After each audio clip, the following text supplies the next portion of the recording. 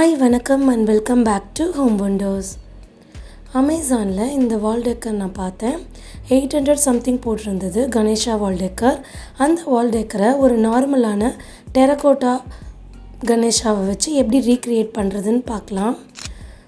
இந்த டெரகோட்டா கணேஷாவை நான் மண்பானை செய்கிறவங்க கிட்ட வாங்கினேன். ஒரு 50 ருபீஸ் தான் ஆச்சு. இதை ஹேங் பண்ணுறதுக்கும் பின்னாடி ஹூக் கொடுத்துருக்காங்க. ஸோ ஹேங்கிங்கை பற்றி கவலைப்பட வேண்டாம். பிராஸ் லுக் கிடைக்கணுங்கிறதுக்காக முதல்ல நான் பிளாக் கலரில் ஒரு கோட் பெயிண்ட் பண்ணிக்கிறேன். அப்போ தான் உங்களுக்கு ஆன்டிக் லுக் கிடைக்கும். ஃபஸ்ட்டு பிளாக் கலரால் ஒரு கோட் பெயிண்ட் பண்ணிக்கிறேன். இந்த மாதிரி கம்ப்ளீட்டாக பிளாக் கலர் பெயிண்ட் பண்ணதுக்கப்புறமா ஃபெவிக்ரில்லில் இந்த மாதிரி கோல்டன் கலர் டஸ்ட் கிடைக்குது. கோல்டன் அண்ட் சில்வர் கலர் ரெண்டுலேயுமே கிடைக்குது. நீங்கள் கோல்ட் கலர் பெயிண்ட் கூட யூஸ் பண்ணலாம். நான் என்கிட்ட கோல்ட் கலர் டஸ்ட் இருந்ததுனால அதை யூஸ் பண்ணுறேன். நான் யூஸ் பண்ண ப்ராடக்டோட லிங்க்லாம் கீழே டிஸ்கிரிப்ஷனில் கொடுக்குறேன். உங்களுக்கு வேணும்னா நீங்கள் பர்ச்சேஸ் பண்ணிக்கோங்க. இந்த மாதிரி கோல்டன் கலரை வச்சு நான் இந்த மாதிரி ஹைலைட் பண்ணுறேன். இந்த மாதிரி இம்ப்ரெஷன்ஸ்லாம் வர்ற மாதிரி நல்லா அழுத்தி எல்லா இடத்துலையும் கோல்ட் கலரை அப்ளை பண்ணிக்கிறேன். நீங்கள் உங்கள்கிட்ட கோல்ட் கலர் பெயிண்ட் இருந்ததுன்னா ஆயில் கோல்ட் பெயிண்ட் யூஸ் பண்ணிங்கன்னா ரொம்ப அழகாக இருக்கும். பார்க்குறதுக்கு ஒரிஜினல் பிராஸ் மாதிரியே இருக்கும். அதனால் நீங்கள் கோல்ட் பெயிண்ட் கூட யூஸ் பண்ணலாம். இந்த மாதிரி யூஸ் பண்ணதுக்கப்புறமா இப்படி தான் ஒரு கம்ப்ளீட்டாக நெஜ பிராஸில் இருக்கிற ஒரு டெக்கர் பீஸ் மாதிரியே இருக்கும். அந்த லேம்ப் டெக்கரை க்ரியேட் பண்ணுறதுக்காக நான் இந்த மாதிரி 3 அகல் விளக்கு எடுத்திருக்கேன். நீங்கள் யூஸ் பண்ணாத அகல் விளக்கு எடுத்துக்கலாம். எம்சீல் 20 ருபீஸ் பேக்கெட் எடுத்திருக்கேன். உங்கள்கிட்ட எம்சீல் இல்லைன்னா நீங்கள் ஏர் ட்ரை கிளை இல்லை ஒயிட் சிமெண்ட் இந்த மாதிரி எது கூட எடுத்துக்கலாம். ஆனால் எம்சீல்னால் உங்களுக்கு குயிக்காக காஞ்சிடும், ஈஸியாகவும் இருக்கும், ஸ்டெடியாக நிற்கும். இந்த மாதிரி அந்த 2 பார்ட்டையும் ஒன்று போல் மிக்ஸ் பண்ணிக்கிறேன். எம்சீலில் ஒரு சின்ன பார்ட் இந்த மாதிரி ரவுண்ட் பண்ணிவிட்டு அதை அந்த அகல் விளக்கோட பேக் சைடில் வச்சு இந்த மாதிரி ஸ்டிக் பண்ணிக்கிறேன். ஸ்டிக் பண்ணதுக்கப்புறமா அதை இன்னொரு அகல் விளக்கோட பேக் சைடோடு சேர்த்து இந்த மாதிரி அட்டாச் பண்ணிக்கிறேன்.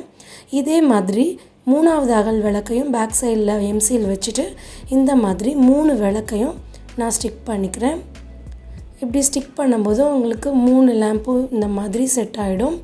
கேப்லையும் மேல் பக்கமும் இந்த மாதிரி எம்சியில் வச்சு நீங்கள் கேப் இல்லாமல் கம்ப்ளீட்டாக கவர் பண்ணி ஜாயின் பண்ணிடலாம். அப்போ தான் ஸ்டெடியாக நின்றுக்கும். இதே மாதிரி அந்த விளக்கோட பின் பக்கத்தில் இருக்கிற கேப்லேயும் நான் எம்சியில் வச்சு இந்த மாதிரி அட்டாச் பண்ணிக்கிறேன். கேப்பில் சென்டரில் எல்லாத்துலேயும் வச்சு இந்த மாதிரி ப்ரெஸ் பண்ணி வச்சிடுங்க. இந்த மாதிரி இது கம்ப்ளீட்டாக ஒரு 15 மினிட்ஸ் காயட்டும். காஞ்சதுக்கப்புறமா ஏற்கனவே நம்ம செஞ்சு வச்சுருக்கோம் இல்லையா, பெயிண்ட் பண்ணி வச்சுருக்கிற பிள்ளையாரோட இந்த விளக்கையும் சேர்த்து வச்சு இந்த மாதிரி அட்டாச் பண்ணணும். எம்சியில் வச்சு நீங்கள் அட்டாச் பண்ணலாம். இந்த மாதிரி எம்சியில் ஒரு ஸ்மால் பீஸ் எடுத்துகிட்டு அந்த பிள்ளையாரோட சென்டர் பாயிண்டில் வச்சுட்டு இந்த விளக்கோட பாயிண்டில் சென்டராக வச்சுட்டு நீங்கள் ப்ரெஸ் பண்ணி கம்ப்ளீட்டாக ஸ்டிக் பண்ணிடணும். கேப் ஏதாவது இருந்ததுன்னா அங்கேயும் எம்சியில் வச்சு ஸ்டிக் பண்ணணும். இந்த மாதிரி கீழே விளக்குலேருந்து ஃப்ரேம் வரைக்கும் கம்ப்ளீட்டாக எம்சியில் வச்சு ஸ்டிக் பண்ணி அதை ஸ்டெடி பண்ணிடணும். இந்த மாதிரி பேக் சைட்லேருந்து கம்ப்ளீட்டாக அந்த பிள்ளையாரோட பின்பக்கம் வர்ற வரைக்கும் நல்லா ஒட்டி விட்டுட்டிங்கன்னா அது ஸ்டெடியாக நின்றுக்கும். காஞ்சிடுச்சுன்னா செம ஸ்ட்ராங் ஆகிடும். இந்த மாதிரி நான் கம்பியை வட்டமாக வச்சு ஒரு ரிங் மாதிரி பண்ணியிருக்கேன். உங்கள்கிட்ட கீ செயின் ஏதாவது அந்த ரிங் இருந்தால் கூட நீங்கள் யூஸ் பண்ணலாம். எம்சியில் கொஞ்சம் அந்த விளக்கோட சென்டர் பாயிண்டில் கொஞ்சம் வச்சுட்டு இந்த ரிங் மாதிரி பண்ணியிருக்கிறதையும் வச்சு ப்ரெஸ் பண்ணிவிட்டு எம்சியில் இன்னும் கொஞ்சம் வச்சு அதை கம்ப்ளீட்டாக ஸ்டெடியாக நிற்க வச்சுக்கிறேன். இதில் தான் நம்ம அந்த பெல் மாதிரி பண்ணி அதை ஹேங் பண்ண போகிறோம். இதே மாதிரி 3 விளக்குலையும் நான் அந்த ரிங்கை அட்டாச் பண்ணியிருக்கேன். ஒரு கார்ட்போர்டை ரவுண்டாக கட் பண்ணியிருக்கேன். கட் பண்ண கார்ட்போர்டில் சென்டர் பாயிண்ட் வர வரைக்கும் கொஞ்சமாக கட் பண்ணிவிட்டு இந்த மாதிரி ஸ்லிட் பண்ணிக்கோங்க. ஸ்லிட் பண்ணதை இந்த மாதிரி ஃபோல்ட் பண்ணிங்கன்னா ஒரு அம்பர்லா, ஒரு கொடை மாதிரி வரும். இந்த கொடை மாதிரி வர்ற ஷேப்பில் நீங்கள் க்ளூ போட்டு ஒட்டிடலாம். இந்த மாதிரி கட் பண்ணதை இப்படி ஃபோல்ட் பண்ணி இதை கம்ப்ளீட்டாக இப்படி ஒட்டிடலாம். இப்படி ஒட்டிட்டிங்கன்னா ஒரு கொடை ஷேப்புக்கு கிடைக்கும் உங்களுக்கு. இந்த மாதிரி கொடை ஷேப்பில் பண்ணதுக்கு மேலே எம்சீல் கொஞ்சம் வச்சு கம்ப்ளீட்டாக இந்த மாதிரி ஸ்ட்ரென்தன் பண்ணுறதுக்காக நீங்கள் எம்சீலை இப்படி ஒட்டிடலாம். ஸோ இப்போ கார்ட்போர்டு நல்லா ஸ்ட்ராங் ஆகிடும். ஒரு கோன் ஷேப் பெல் மாதிரி வரணுங்கிறதுக்காக மேலே பால்ஸை வச்சு இந்த மாதிரி கோன் ஷேப் கொண்டு வரேன் நான். 2-3 பால்ஸை வச்சு இந்த மாதிரி கோன் ஷேப் ப்ரெஸ் பண்ணிவிட்டு டெக்கரேட் பண்ணுறதுக்காக இந்த மாதிரி த்ரெட் மாதிரி நல்லா எம்சியில் இது பண்ணிவிட்டு சுற்றி விட்டுடுறேன்.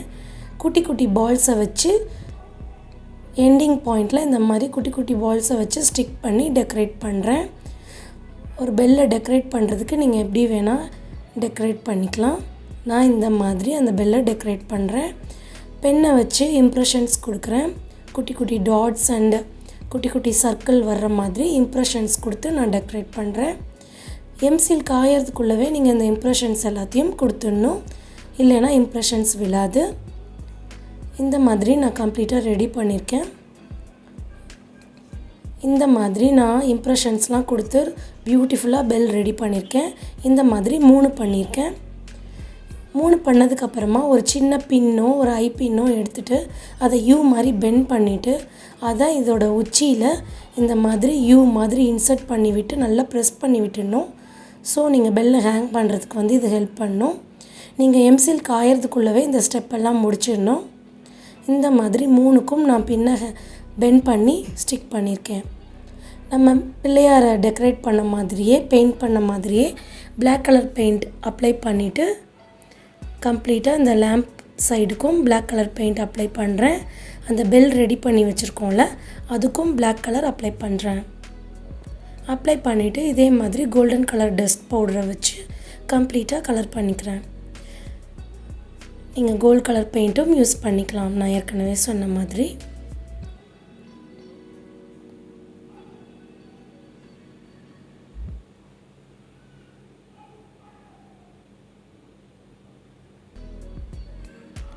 இந்த மாதிரி கம்ப்ளீட்டாக நான் பெயிண்ட் பண்ணி முடிச்சிட்டேன். வார்னிஷும் ஒரு கோட் அப்ளை பண்ணியிருக்கேன். வார்னிஷ் அப்ளை பண்ணிங்கன்னா அது பெயிண்ட் உரியாமல் பார்த்துக்கும். இப்போது நம்ம பெல் ஏற்கனவே ரெடி பண்ணி வச்சுருக்கிற இடத்துல இந்த மாதிரி ஒரு ரிங்கை வந்து அட்டாச் பண்ணி அதை வந்து நீங்கள் அந்த லேம்போட ரிங்கில் அட்டாச் பண்ணிடலாம். இந்த மாதிரி இதே மாதிரி 3 பெல்ஸையும் நான் அந்த ரிங்கில் ஹேங் பண்ணுறேன்.